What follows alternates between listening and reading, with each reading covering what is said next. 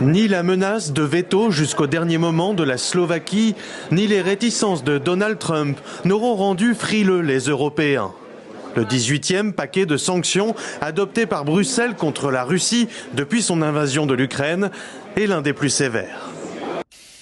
Ce plan prévoit d'accentuer la mesure prise par le G7 fin 2022 qui interdit à toute entreprise de vendre du pétrole russe. Tout le monde a un intérêt à ce que ces prix-là soient élevés. Les seuls qui ont un intérêt que le prix soit bas, c'est l'Europe. La majorité des Européens ne produisent pas de pétrole, ne produisent pas de gaz, donc nécessairement, eux ont intérêt à ce que le prix du pétrole russe baisse ou que le prix du pétrole tout court baisse ou que le prix du gaz baisse. Mais comme vous venez de l'attendre, c'est un jeu qui se joue dans la totalité des pays du Sud, que ce soit avec l'Inde, que ce soit avec les pays asiatiques, que ce soit avec les pays du Golfe. Et les États-Unis, eux, l'ont bien compris.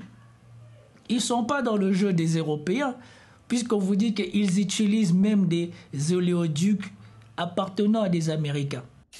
Enfin, nous allons voir les sanctions que l'Union européenne a prises envers la Russie et surtout l'interprétation des conséquences des sanctions ou de la viabilité de ces sanctions. Pour parler de conséquences des sanctions, on ira sur Twitter parce qu'il y a une vidéo intéressante de ça. L'Union européenne approuve de nouvelles sanctions contre la Russie. L'accord conclu entre les États membres prévoit un plafonnement des prix du pétrole russe. Cette décision intervient après l'annonce par le président russe Vladimir Poutine de reconnaître l'annexion de 4 régions ukrainiennes. La fourchette de prix du plafonnement doit encore être discutée entre les pays du G7 et ceux de l'Union européenne. Pour certains eurodéputés, ni la menace de veto jusqu'au dernier moment de la Slovaquie, ni la menace de veto jusqu'au dernier moment de la ni la menace de veto jusqu'au dernier moment de la Slovaquie, ni les réticences de Donald Trump n'auront rendu frileux les Européens. Le 18e paquet de sanctions adopté par Bruxelles contre la Russie depuis son invasion de l'Ukraine est l'un des plus sévères. Donc la seule façon de pouvoir mettre fin à cette guerre, de remettre les parties autour de la table des négociations et de créer les conditions d'une paix juste et durable en Europe, c'est d'accroître fondamentalement la pression sur la Russie sur le plan militaire en continuant les livraisons d'armes à l'Ukraine qui se défend courageusement et sur le plan économique avec les sanctions, et ce 18e paquet de sanctions est une avancée. Ce plan prévoit d'accentuer la mesure prise par le G7 fin 2022 qui interdit à toute entreprise de vendre du pétrole russe, essentiel pour financer la guerre du Kremlin, au-dessus d'un certain prix sous peine de sanctions. Les Européens l'ont abaissé ce vendredi à un peu plus de 45 $. C'est 15% de moins que le prix moyen pour un baril de pétrole russe sur le marché, plutôt orienté à la baisse actuellement. Si cette baisse se confirmait, le mécanisme prévoit de suivre la tendance en indexant le prix plancher. Un nouveau train de sanctions, inutile s'il n'étaient pas aussi visés les navires de la flotte fantôme russe par laquelle Moscou exporte son pétrole malgré ses mesures restrictives. Les 27 ont donc ajouté 105 pétroliers à leur liste noire, ainsi que plusieurs sociétés étrangères les exploitant, ou bien encore pour la première fois, une raffinerie en Inde appartenant à un groupe russe. Selon des diplomates à Bruxelles, d'autres pays du G7, dont le Japon ou le Canada, pourraient rallier ce nouveau mécanisme, même si les Européens entendent désormais se montrer à la manœuvre sans attendre l'aval de leurs partenaires, au premier rang desquels l'Amérique de Donald Trump. Les États-Unis restent notre allié le plus important hors d'Europe dans un monde géopolitiquement perturbé. Mais il est indéniable que nous, Européens, devons reprendre les rênes. Cela vaut non seulement pour les questions de politique de sécurité au sens strict, mais aussi pour les questions de politiques économiques. Pour l'heure, Washington reste sur cette annonce ce lundi de Donald Trump, un ultimatum de 50 jours lancé à Moscou pour faire la paix, sous peine d'alourdir ses sanctions. Le Kremlin, de son côté, a réagi à l'annonce des nouvelles sanctions européennes, précisant qu'il ferait en sorte d'en minimiser les conséquences et menaçant d'effets négatifs les pays qui les ont imposés. Bon, voilà, là nous venons d'avoir un éventail clair de ce qu'ils veulent imposer à la Russie ou de ce qu'ils veulent faire à la Russie.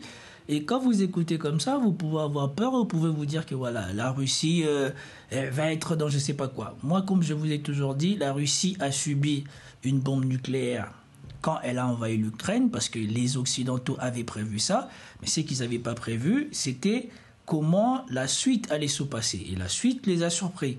Et là, une fois de plus encore, ça va vous surprendre, parce que je vais vous mettre une analyse de la viabilité de ces sanctions, et vous allez voir que c'est parfaitement ridicule, qu'une fois de plus encore, c'est du lesbrouf, c'est de n'importe quoi, c'est condamner les populations européennes, ou en tout cas, c'est parler dans le vent. Ah, c'est ici. 2%, en fait, ces mesures sont très aujourd'hui. Tout le pétrole russe aujourd'hui qui est encore vendu en Europe représente 2% du pétrole russe. Donc 2%, en fait, ces mesures sont très limitées. Le vrai impact, c'est l'impact qui pourrait être fait par rapport aux décisions que Donald Trump veut prendre contre les Chinois et les Indiens, les acheteurs du pétrole. Et notamment cette flotte fantôme, c'est ça? Non, la flotte fantôme, en fait, elle est dans la mer Baltique et elle concerne en fait les marchés européens. Mais en réalité, les Russes ont déjà trouvé des parades et avec des alliés des Américains et des Américains. On en parlait hier soir. C'est quoi les parades, par exemple? Mais justement, en fait, ils prennent des bateaux qui appartiennent aux Turcs et qui sont donc la Turquie fait partie de l'OTAN. Ils utilisent des banques aux Émirats Arabes Unis. Les Émirats Arabes Unis sont des alliés des Américains. Et parfois, ils utilisent les oléoducs qui passent par le Kazakhstan, qui appartiennent aux Américains comme Chevron. Donc, ils payent aux Américains des honoraires. Après, ils sortent et puis ils changent les papiers, ils mettent des papiers kazakhs au lieu de papiers russes. Donc vous avez plein de crues kazakhs. Russe quand il ressort. Voilà, donc il y a plein de brut kazakh sur le marché. En fait, c'est pas du brut kazakh, c'est du brut russe.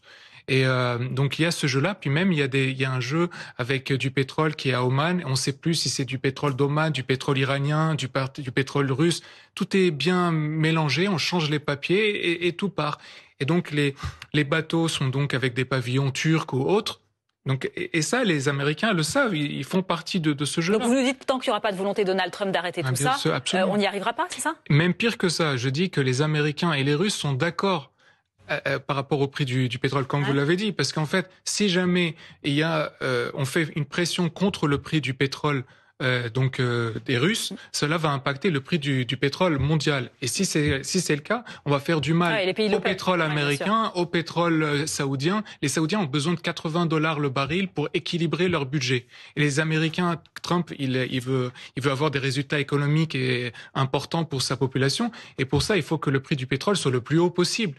Et pareil pour le gaz. Le gaz russe est important, mais le gaz russe, qui dit gaz russe, il y a aussi gaz américain, gaz qatari, vous voyez. Donc tout le monde a un intérêt à ce que ces prix-là soient élevés. Les seuls qui ont un intérêt que le prix soit bas, c'est l'Europe. Voilà. On ne pouvait pas mieux résumer la ridiculité des sanctions envisagées par les Européens. Comme vous venez d'attendre, et comme je vous l'ai dit depuis, les États-Unis ont compris que l'Europe est dans un dogmatisme, est dans un enfermement, est dans une russophobie, que les décideurs européens s'en foutent des conséquences de leur russophobie ou de leur incompétence à vouloir mentir que, soi-disant, ils sont menacés par la Russie, tant que c'est leur population qui paye.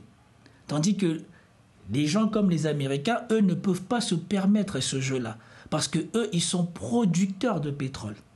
Et donc, ils ont besoin que leur pétrole, non seulement se vende à un prix intéressant pour pouvoir, 1, faire entrer suffisamment d'argent, 2, éviter que le consommateur américain soit impacté par les sanctions. La majorité des Européens ne produisent pas de pétrole, ne produisent pas de gaz, donc nécessairement, eux ont intérêt à ce que le prix du pétrole russe baisse, ou que le prix du pétrole tout court baisse, ou que le prix du gaz baisse. Mais comme vous venez de l'attendre, c'est un jeu qui se joue dans la totalité des pays du Sud, que ce soit avec l'Inde, que ce soit avec les pays asiatiques, que ce soit avec les pays du Golfe. Et les États-Unis, eux, l'ont bien compris. Ils ne sont pas dans le jeu des Européens, puisqu'on vous dit qu'ils utilisent même des oléoducs appartenant à des Américains. Donc, Trump ne viendra pas dans ce jeu-là, ne participera pas à ce jeu-là, et maintenant vous comprenez pourquoi à la fin du G7, il n'a pas participé au pourparler des Européens qui espéraient avoir un moment avec lui, même Zelensky qui espérait avoir un moment avec Trump pour parler des futures sanctions. Les États-Unis n'ont aucun intérêt à participer à des sanctions, particulièrement sur le pétrole. Or, les Européens qui sont les dindons de la farce, qui sont les seuls à devoir, payer l'armement ukrainien, parce que s'ils arrêtent, les États-Unis ont déjà inversé la tendance. Les États-Unis qui donnaient des armes sous Biden ne donnent plus des armes sous Trump et veulent se faire payer. Et donc, si personne ne paye, il n'y a pas d'armes et l'Ukraine s'écroule. Comme les Européens ont besoin de maintenir cette fiction qui font croire à leur pays, ils ont tous accepté de payer plus maintenant, en tout cas dans la majorité, de payer plus de leur cotisation de l'OTAN et plus encore pour aller acheter directement des armes aux Américains pour que ça passe chez l'Ukraine. Donc les États-Unis, eux, récupèrent l'argent. Mais les États-Unis veulent encore plus d'argent, donc ils n'ont rien à faire avec le pétrole. Les Européens, ils s'imaginent sanctionner la Russie alors qu'on vous dit que l'échange, le commerce du pétrole entre l'Europe et la Russie, maintenant, ça représente 2% du pétrole russe. Ce qui fait que ces gens-là, ce sont des menteurs, ce sont des démagos. Qu'est-ce que tu vas faire avec 2%? C'est comme si tu es un marchand, tu as 100 € de chiffre d'affaires, on te dit que la personne qui t'achète 2 € par mois ou par an va plus t'acheter. En quoi ça te dérange? Et donc, moi je voulais juste vous montrer la réalité de ces deux mondes pour que vous compreniez à quel point les Européens préfèrent sacrifier leur population. Parce qu'à ce terre-ci, ceux qui payent cher le pétrole, ceux qui payent cher le gaz dans le monde, ce sont les Européens. Le prix à la pompe à l'époque de Gilets jaunes n'est plus du tout celle que vous connaissez aujourd'hui. Vous ne vous posez pas la question pourquoi. Le prix de l'électricité n'est plus du tout le même que ce que vous connaissiez. Vous ne vous posez pas la question pourquoi. Tout ça à cause de l'entêtement des dirigeants occidentaux et particulièrement des dirigeants européens à vouloir faire croire à leur population qu'ils arriveront à mettre la pression à la Russie par le pétrole. Or, ça c'était valable que pour les 2 premières années ou même pour la première année. Depuis, la Russie a trouvé largement des alternatives. Et si ce qu'on dit est vrai, c'est que la plupart des choses qui sont dites sur la réalité de l'économie russe doivent être probablement faux.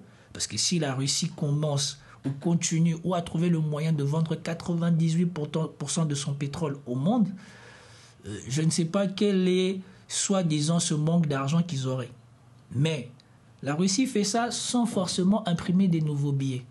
Tandis que les Européens, non seulement font ça en volant l'argent des Russes parce qu'ils volent les intérêts des Russes, mais aussi, malgré en volant les intérêts des Russes, ils n'ont pas assez de moyens pour continuer à soutenir l'Ukraine. Donc, ils vont imprimer des billets. Et comme l'avait dit Charles Gave, le pouvoir d'achat des Français va baisser au moins de 60%. En tout cas, le pouvoir d'achat des Européens est condamné à baisser. Donc, la population européenne, si vous vivez en Europe, vous êtes condamné dans les années qui viennent à faire face à de plus en plus de difficultés pour vous en sortir. C'était important pour moi de noter, ou en tout cas de vous dire cette réalité-là, avant qu'on ne participe ou on commente une énième émission de LCI où ils vont essayer de nous faire croire que l'Union européenne n'a pas changé, l'Union européenne est forte, l'Union européenne est décidée à mettre la pression à la Russie. Je voulais que nous voyions quelle était la réalité de la viabilité ou même de l'impact des sanctions sur la Russie avant qu'on aille écouter les inepties qu'ils font croire aux Français.